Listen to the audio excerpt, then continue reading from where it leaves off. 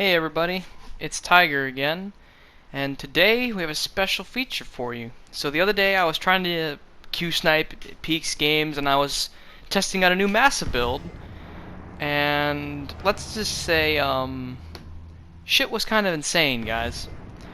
You are going to be in for one hell of a treat. So basically, all that this Massa build is Willis-Lee 16.2, with Harana 15.2 and Hipper 16.3. So basically, we're going full meme secondaries, except we're running plotting room. That will come in handy as this battle goes on. As you can see, we are on shards. Not probably one of my least favorite maps in this game, especially if we get the middle spawn, but in this particular game, RNGesus decides to finally bless me with not spawning me in the middle. So as you can see, Fat Lives and his division are on the enemy team. I unfortunately didn't make it into Peaks game this time, and we get spawned on the Charlie side of the map. And as you can see, division play is in full effect, and we are at a disadvantage because they have a full division, and then they have two divisions. We have one double division. Teams are fairly balanced. No DDs though. That's surprising since it's tier 7, but there is a carrier. So seeing that I have a Kutuzov and a Flint spawning with us, I know I need to hold my ground. I can't let this division overwhelm this entire flank, because if I lose the flank, the carrier dies. Georgia gets spotted right off the bat. Flint immediately smokes up. I don't know why. He thought that was a smart idea, because both of these cruisers have smoke, and they are HE spamming little boys, little young boys, so yeah. Flint smokes up and then he immediately pulls out of the smoke screen, full broadside for the Balti, who just actually, he whiffs his first shot. But the Georgia, like the masked fire of all three of this division, is just going to start tearing into this Flint. First shot on the Balti goes kind of short. Unfortunately, you know, typical overpens when the cruiser goes full broadside. Flint turns around, but he's already at below half health, and he has no heals, and he's getting focused fired. And now the carrier is also coming over here, so we're really off to just a great start on this flank. Otherwise, our teammates are contesting B and starting to make a push towards A, but seeing that this Flint is basically about to die, I know I need to take his place. So with this build, I have 11km secondaries that are fairly accurate, and I still have relatively accurate guns. Now you can see the Shokaku uses invincibility to go straight through my AA, the Flint's AA, and the Kutuzov's AA to kill the Flint. So now we're already down on points, and we're not even 3 minutes into the game yet. Georgia pulls out full broadside, so we're going to punish his broadside. 2 pens on the first salvo, decent hit. These front 2 turrets, though, they just reach out and touch the man for 2 citadels out of the 2 pens. Only hit 2 shells, though.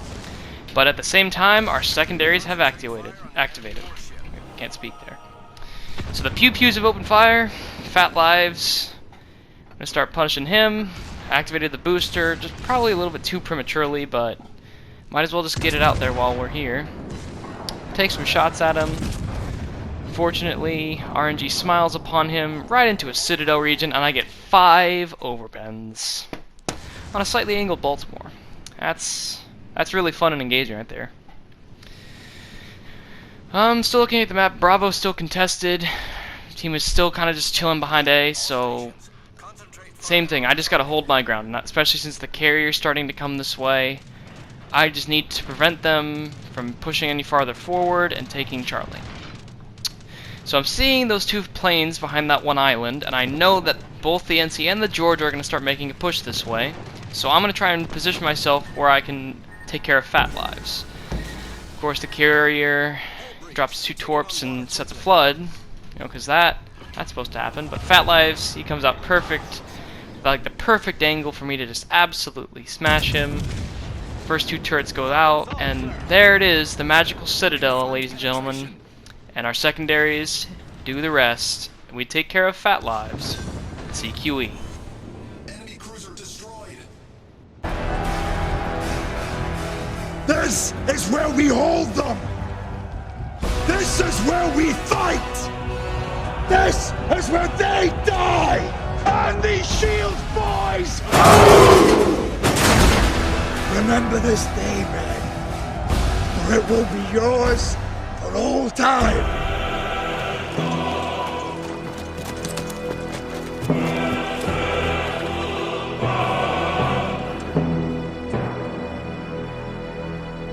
Spartans!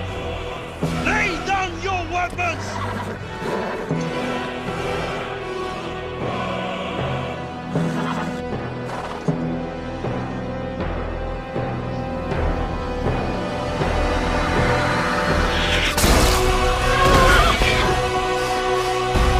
Persians! Come and get them! So, now seeing that Fat Lives is down, and it's just the Kutuzov and I at this point, so that means I'm the only ship left with heals, and since I'm running Willis Lee, and I'm going full secondary build with him, except for expert survivability, I'm going to have 5 heals, so I know I just need to take as much damage as possible. Secondaries set a fire on the Georgia. That is a permanent fire because he repaired the earlier one, so I am kind of just falling back and expecting, well, trying to bait out this North Carolina, which I know is going to be coming around that corner, because he's not trying to contest Charlie. That's where the Georgia was last seen. So I need to find where this NC is going and punish him, since I overmatch him. And now, yes, NC and Massa have the same guns, but, you know, the difference is in the armor. Teammates are starting to finally put the hurt on Bravo, but our teammates have also basically secured A, and their team is kind of falling back towards their center spawn. So the game is still losable, but if we lose this northern flank, it's done. NC comes out, he's at a fairly decent angle, but you know, if I hit his bow and I can hit close to that bulkhead, I can just go through the bulkhead right into his citadel, even if he's at a slight angle. Secondaries have also opened fire, so once again we're trying to hit that bow at that slight angle. Got 10.5k, not bad. 5 overpens though, unfortunately. So he returns fire and he knocks out my rear gun. He goes right through the aft armor plate and knocks out my turret. Secondary set another fire. We're already up to 64 hits, 65, and the secondaries, they're gonna keep on chugging the whole time. So seeing that the NC just fired, I know that he's on reload, so I'm gonna try and angle back in towards the Georgia, since I can see that he's starting to push in and he's gonna be showing me his beautiful broadside. And I'm going to be at an angle as to where the NC can't really hurt me too hard. So Georgia starts to come out, he's showing me his beautiful broadside, we take a point blank shot, and we only hit 2 shells. So that's where like not having the accuracy can kind of hurt the Massa, but it's still relatively accurate guns. Kutuzov, he didn't really have much of a choice. He pulled forward, and he managed to get torps off, and he hit the Georgia with 1, but the Georgia DC'd anyway. Georgia's still showing us a fair bit of broadside, and now I see he's turning out and away, so I'm going to follow his turn and match it, so that way I'm not showing broadside to this NC the whole time. Take another shot and go right into a superstructure. We get like 5-6k damage, and my secondaries are still just, they're chewing through both of these guys. They're hitting their exposed superstructure, and they haven't set many fires, but just the numbers are, they keep going up. And the whole time the carrier's trying to drop us, but we're already up to 11 planes right now. Georgia, though, is with the combined fire of our main guns and the secondaries. The secondaries finish the job, and there it is. There's our second CQE. And now, ladies and gentlemen, this is not how you play the North Carolina, especially when you are up-tiered against Tier 7 battleships with 16-inch guns. He hits us for a decent chunk in the superstructure, but our superstructure is already basically saturated. And now he gives us that beautiful target profile, and we just absolutely smash him. Just there goes all of his health. Somewhere in these arms, I'm on your side. Now, while I know if I were to catch a Synop in that same position, I'd absolutely do the same thing to him, but I mean, the NC just, I'm sorry, Spartan. If it can be overmatched through the nose, even though it's more maneuverable, if you're just going to be overmatched the whole time, NC is just not compared to Synop. Now, carriers still dropping us. We got lucky there. That first torpedo didn't arm, even though it hit right up against our belt. And then we get glorious dispersion with the rear turret, and we get the Pity Dell to finish off the NC. We are currently at 188,000 damage, and our secondaries are at 230. But the party still isn't over. And the carrier is still dropping us, and you know, since they're Shokaku torpedo planes, we are just going to absolutely shred them. And there is clear sky. It's actually the second time I've gotten clear sky in this game. But I can see this Massa's just, he's basically border humping right now. He's humping the island. He's shooting full broadside to us, and secondaries are going to once again start acting up. Get the shot off as we turn in so that way we're not showing broadside to him. Shell spawns right down and absolutely smash the man for another citadel. That's our 6th citadel of the game, and our secondary set of fire, and they're just going to keep on chewing him this whole time. Now I see that, I think that's the Kansas, yeah. That Kansas is right there. That's slightly concerning. I don't know if he's looking at me right now, but the Edinburgh has started to open fire on me, so I know I need to fall back, kill this Massa, heal up the damage, and then try to get back into the fight, and maybe we can start dealing some damage on the Kansas. We overpen with our next volley on the Massa, unfortunately, and trying to dodge the Shokaku torpedoes, I overturn just a little bit, but he hits the belt, so there's not too much damage. Secondaries are getting basically full pen damage on his saturated superstructure, and our fire that our secondary set takes him out, and I think right about now, so technically it's not a full secondary CQE, but I'm going to count it, because we're at 273 secondary hits. So KGV goes down to the Edinburgh, because my teammates are chasing kites after they've secured Alpha, but CV decides to start dropping me again, and we just got our last heal off. But you know, these are Shokaku torpedoes, so they're gonna hurt if they hit. I'm trying to dodge, I'm going hard over, but he just gets that lucky drop off because he went in a straight line, and yeah. Unfortunately, he gets the full damage on my butt, and the CV takes us out. So 49 main gun hits, 26 planes shot down. 6 citadels, 273 secondary hits, 221,000 damage, 4 kills, 7 fires, 2 CQEs, high cal and clear sky. And while we didn't cap Charlie itself, we prevented them from capturing it even when all hope seemed lost. So now our teammates, all that they have to do is just run away because we have a 300-point lead when we have 2 caps secured, so we do not need to push them. But, you know, as always in warships, you got second lieutenants at the helms of all these ships. So our teammates are going to try and just get kill hungry and try to push. If it was any other situation and I didn't hold my ground, this game could have been an easy loss. We pick up the Edinburgh, but, you know, carrier's a carrier, so he's going to just have the time of his life dropping everybody.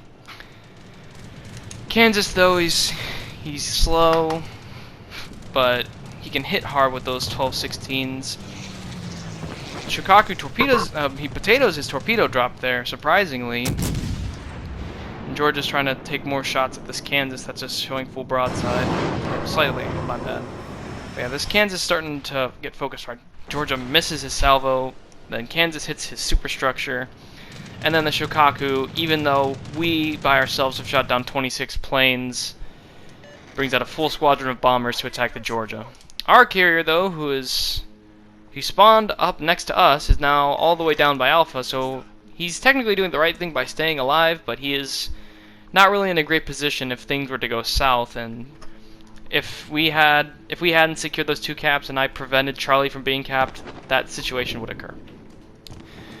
So he's not even making it, he's just flying in a straight line. He's just basically going right for the carrier, because he knows the Kansas' AA would shred his planes even more so than the Shokaku's.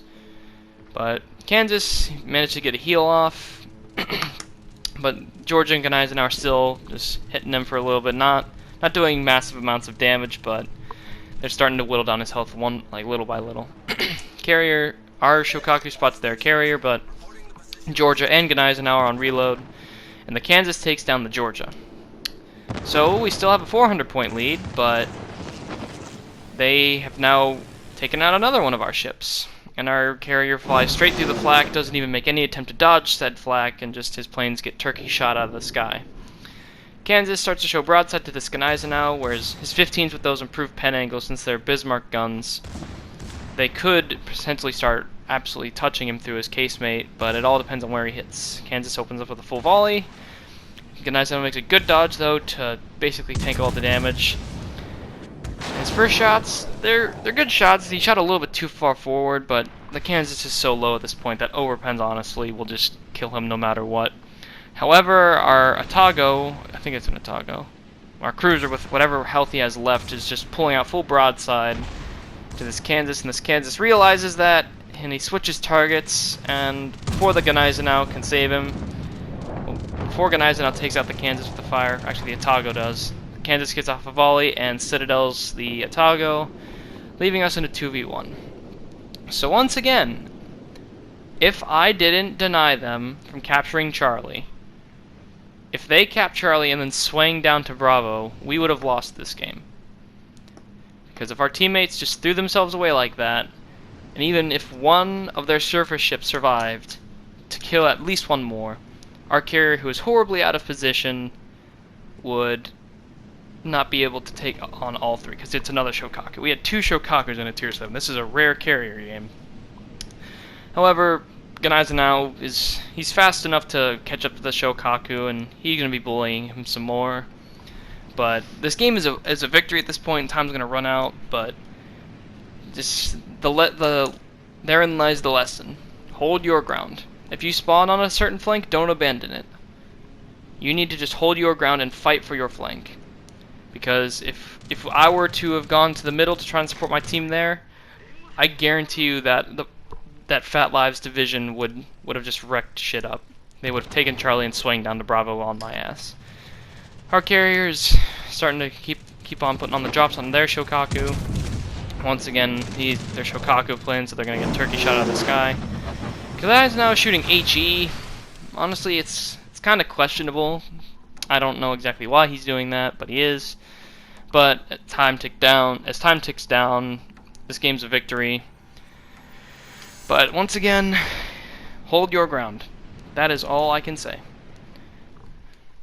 It was a great game, though, and definitely, since this is the build that I'm going to be basically running permanently on my Massa, all that it is Willis Lee with 5 heals, and then putting plotting room on instead of secondary reload. But as you can see, we made 565,000 credits, 27k XP basically. This was the 5 times bonus.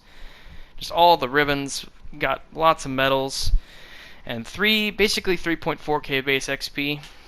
Basically just holding it down by myself. The Flint and Kutuzov that spawned on my flank, they did alright. The Kutuzov did his job, but yeah.